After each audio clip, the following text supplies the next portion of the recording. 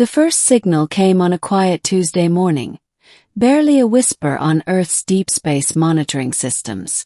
Most thought it was just static from a pulsar, but Dr. Kira Moss knew better. As a xenolinguist at the Global Space Communication Hub in Chile, she had trained for this moment her entire life. The signal was not random. It was a language, and it was begging for help. The beginning, a message from the stars. Kira listened to the same 23-second loop over and over. Tonal shifts like whale songs, pulsing frequencies like heartbeats, and at the end, a modulation that resembled a human scream. She ran it through every translator, then tried ancient human languages, and finally an AI-assisted neural net trained on hypothetical alien dialects. It took her 3 days of sleepless work, but finally, a partial translation emerged. "I will give you anything you want, if you save my daughter."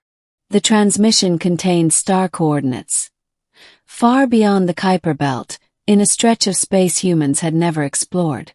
NASA, the UN, and even private space companies brushed it off as either a prank or an undecodable anomaly. But Kira couldn't let it go. Using her connections with SOLEX, Solar Explorations, a semi-military deep space agency, she begged for a chance to follow the message. The only ship capable of such a voyage was the Helios Gate, a long-range exploration vessel. It wasn't scheduled for launch for another year, but Kira convinced them to accelerate the timeline. It was humanity's first voyage beyond the Oort cloud. And it wasn't for glory or colonization. It was for a promise. For a child. The middle contact. The journey took 9 months in relativistic time. When they arrived, nothing prepared them for what they saw. Orbiting a shattered dying star was a colossal structure. Half machine, half organism, shaped like a spiraled cathedral floating in vacuum. The ship's AI confirmed its artificial nature, likely millions of years old. They sent a ping. The alien structure responded immediately. From its side unfolded a translucent bridge of energy, attaching to the Helios Gate. A voice, clear and haunting, entered their minds, not through radio but telepathy. "You heard me, Kim. I am Elren of the Thalshar. My daughter is dying. Will you help?" Kira and Captain Juno Reeves, leader of the mission, stepped into the alien vessel, outfitted in bioreactive suits. Inside, gravity bent like light through water. The hulls shimmered with living metal and oozed bioluminescent fluids. They were guided by a being unlike any they had imagined. Elren stood over 12 feet tall, a luminous being of crystalline limbs and flowing light, yet his eyes, black pools with shifting galaxies inside, were unmistakably filled with fear. "My daughter, Luri, was infected by a human pathogen. She is one of only 3 remaining Thalshar children. Without her, our race ends." "How could she be infected by something from Earth?" Kira asked. Elren paused. "We have observed your planet. Our ships have passed through your atmosphere before. One of ours brought back a specimen of life. Carried something we could not detect. When Luri interacted with it, her form began degrading." Captain Reeves asked, "Why didn't you contact us sooner?" "We were afraid. Your kind are still violent, but we had no choice. If there is any compassion in your species, it will be shown now." He led them to Luri, a small Thalshar child lying in what resembled a stasis pod. Her glow was dim, flickering erratically. Her form was partially collapsed, her limbs curling inward like a dying flower.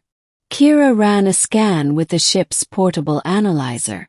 The pathogen was similar to a retrovirus, but fused with silicon-based code, unlike anything on Earth. Still, there were enough similarities that she believed an engineered antibody could be developed. But it wouldn't be easy. The struggle, saving Luri. The Helios Gates lab was not equipped for cross-species biomedical engineering, let alone curing a pathogen unknown to science. But Kira and the team worked night and day. They used CRISPR-X tools, AI-generated protein models, and synthetic nanites. Elren provided samples of Thalshar DNA, each one more complex than anything humans had ever seen. Kira formed a bond with Elren, despite their differences. He spoke of the Thalshar's decline, once the architects of interstellar harmony, now reduced to a dying species. War, arrogance, and apathy had nearly destroyed them. "We wanted to be gods," he admitted. "But we forgot to be parents. Luri is all I have left." One night, Kira stayed behind in the lab while the rest of the team rested. She monitored Luri's neural activity and was shocked to see her dreams. As dreams. Projected on the biointerface screen were images of Earth, trees, oceans, music, and faces. Luri had been watching them too. Suddenly alarms blared. Luri's vitals crashed. Kira initiated emergency nanite therapy with the prototype antibody compound they hadn't fully tested. It was a gamble. Elren arrived, furious. "You risk her life. She was dying. I had to try." He loomed over her, radiating with such intensity that Kira felt her bones vibrate. But then Luri's glow stabilized. Her limbs relaxed. Her heart, whatever passed for a Thalshar heart, beat with steady rhythm. "She's stable," Kira whispered. Elren sank to the floor, overwhelmed. "You saved her." "The offer. Anything you want." The next day, the Helios Gate systems lit up. Elren summoned the entire crew. "As promised," he said, "I will give you anything you want." One crew member asked for infinite energy. Elren produced a crystal that pulsed with perpetual power, a source of energy that could change Earth forever. Another asked for knowledge. Elren beamed entire libraries of galactic history into her neural link. Kira stood silently. "What do you desire?" Elren asked her. She looked at Luri, now awake and curious, watching them. "I just want her to live. That's enough for me." Elren smiled, not with lips, but with a softening of light in his core. "You are unlike your kind. You ask for nothing but give everything." Still, he offered her one last gift, a seed. "This will grow into a bridge between our worlds. Plant it when your people are ready." The return, Earth's dilemma. The Helios Gate returned home 2 years after departure, though only 13 months had passed on board due to time dilation. The world was skeptical of their story, until they demonstrated Elren's gifts. But humanity argued over what to do next. Should they plant the seed and open contact with the Thalshar? Or should they keep the knowledge hidden, fearing what alien influence could bring? Governments debated. Religions reeled.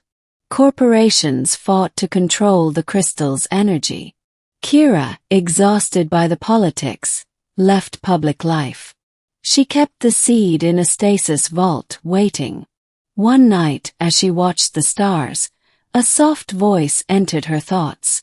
"We remember you, Kira. Luri is well. She asks about you." A tear fell from her eye.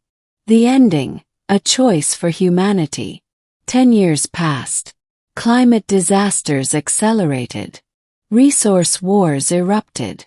But humanity survived and slowly, perhaps miraculously, grew wiser. On the anniversary of first contact, Kira stood before the UN Assembly, holding the Thalshar seed. She placed it into a prepared grove beneath the open sky. The seed pulsed. Vines of living light erupted upward, intertwining into a portal that shimmered like the surface of a bubble. From it stepped Elren, holding Luri's hand.